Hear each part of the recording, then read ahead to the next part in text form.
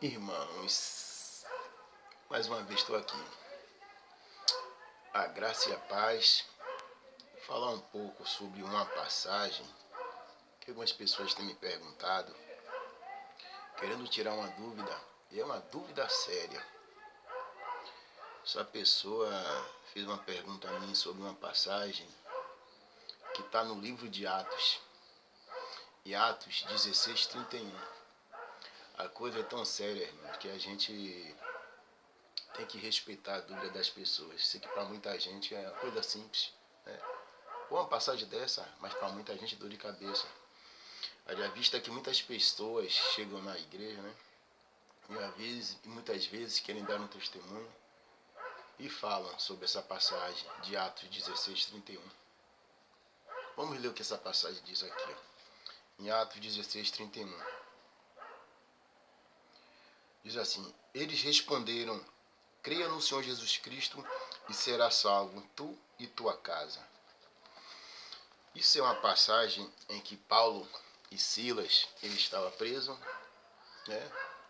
Estavam ali presos e de repente houve ali um terremoto, e aquele terremoto ali abalou as estruturas, e um carcereiro pergunta, né? Atônito, amedrontado, pensando que tudo estava num cárcere ali, fugiram, e ele em desespero, ele vai ali e pensa: pô, fugiu todo mundo, então vou me matar.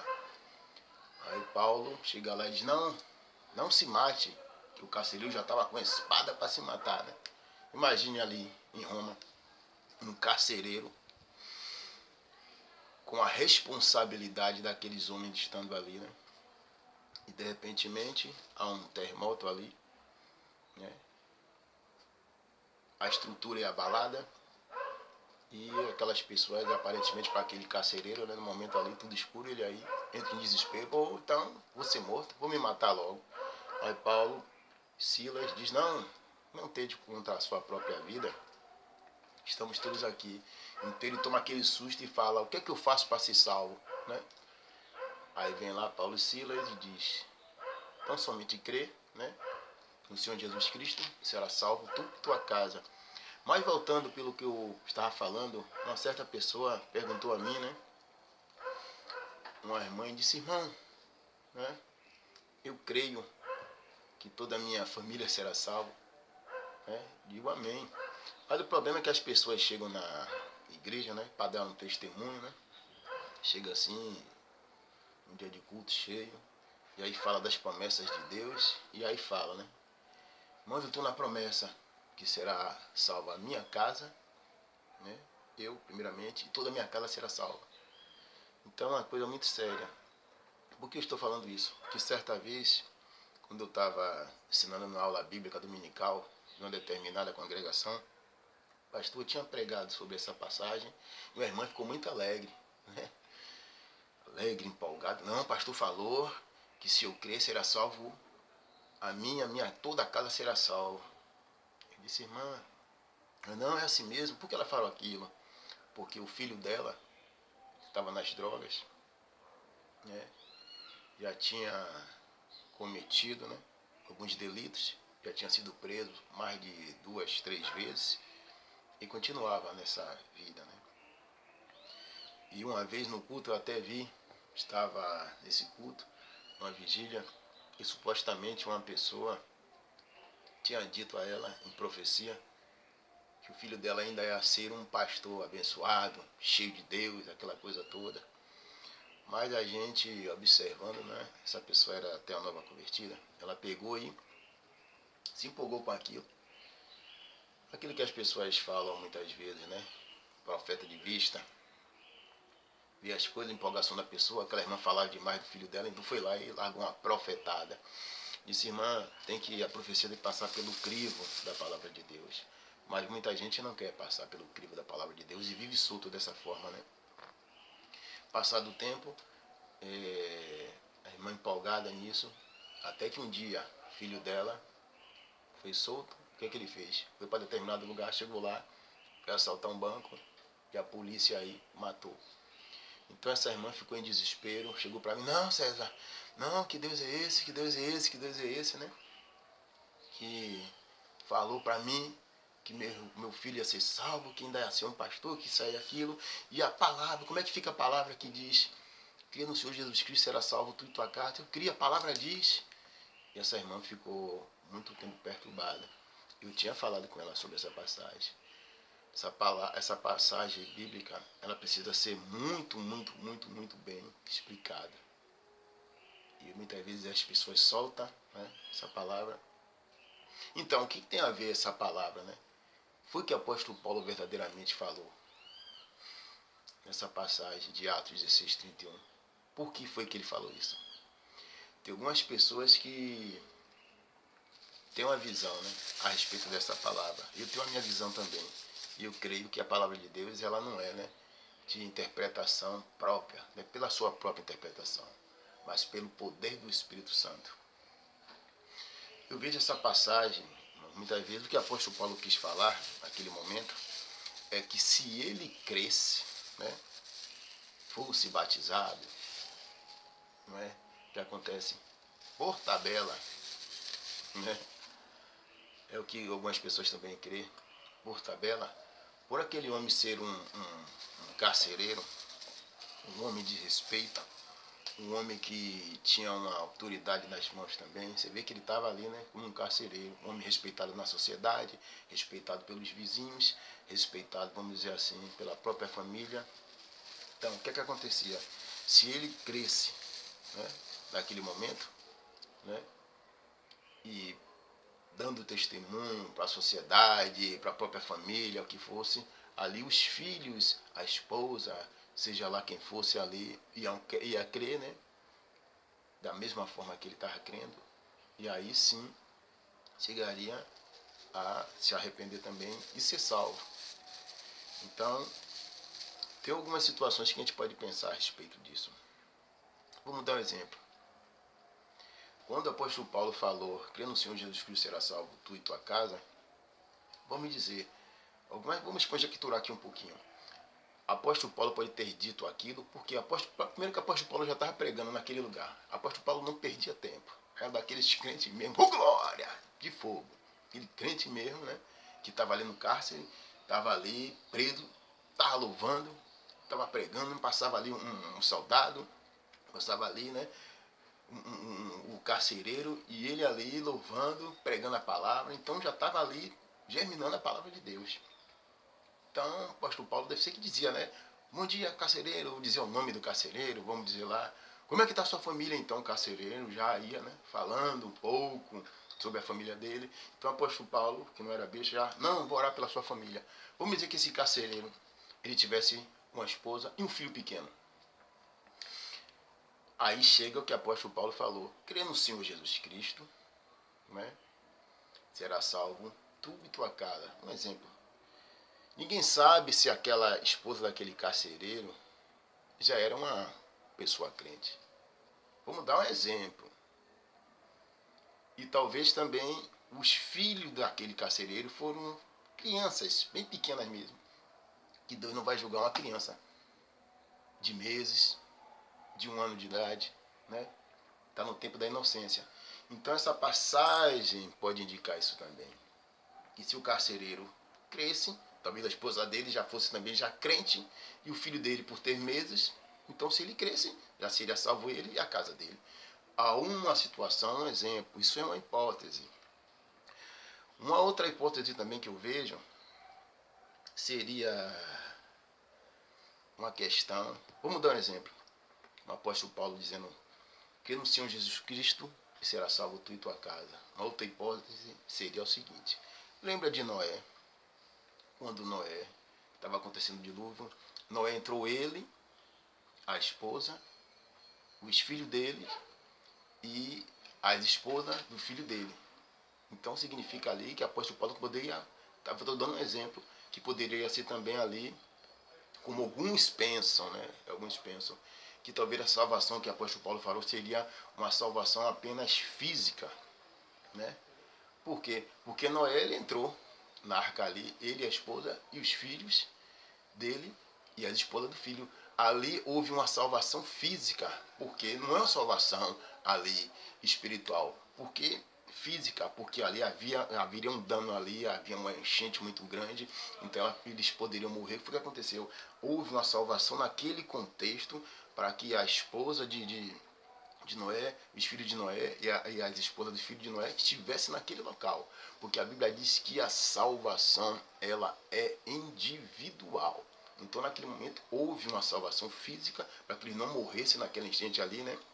Naquela água que vinha, a arca vinha ali, aquela água toda, os animais iam morrer, então a família toda de Noé entrou ali, então houve uma salvação física. Depois, a salvação ela é individual, é outra coisa, mas houve isso. Então, uma hipótese também da questão do carcereiro é isso. Vamos dizer que o carcereiro estava ali naquele desespero. O apóstolo Paulo era mestre nisso, cheio do Espírito Santo. Imagine, um cara cheio do Espírito Santo, sabendo ali que o carcereiro estava ali em desespero, querendo se matar. Apóstolo Paulo se fingindo de fraco, né? Naquele momento, o carcereiro estava com a espada já ali, ó, desembaiada para se matar, em desespero. O que acontece? Apóstolo Paulo, com sabedoria, disse assim: estamos aqui, não se mate. Aí o carcereiro lá pergunta: o que é que eu faço então para ser salvo? Apóstolo Paulo: eita, é agora, com aquela sabedoria, glória! Se você crer, será salvo tu e tua casa. Porque o apóstolo Paulo usou de pura, está usando essa sabedoria para que abraçasse o carcereiro, para que ele não se matasse, para que aos poucos ó, chegasse na malemolência, como diz o baiano, ó, bem pertinho. Não, irmão, fica aqui calmo. Se você se firmar em Cristo, vai ter livramento para você. Roma não vai te prender, não vai lhe matar nada não. A gente vai explicar a situação e eles vão ver. Deus vai dar livramento.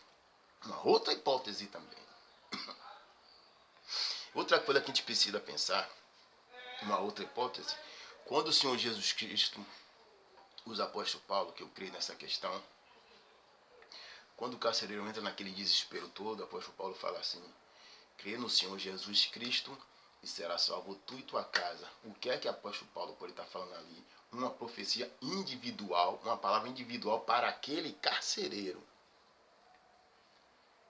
Não uma profecia universal, como acontece de irmãos dizendo: a Bíblia diz que crê no Senhor Jesus Cristo será salvo tu e tua casa. Não, ali é uma coisa para aquele carcereiro. Uma profecia individual para aquela pessoa, uma palavra de vida para aquele momento.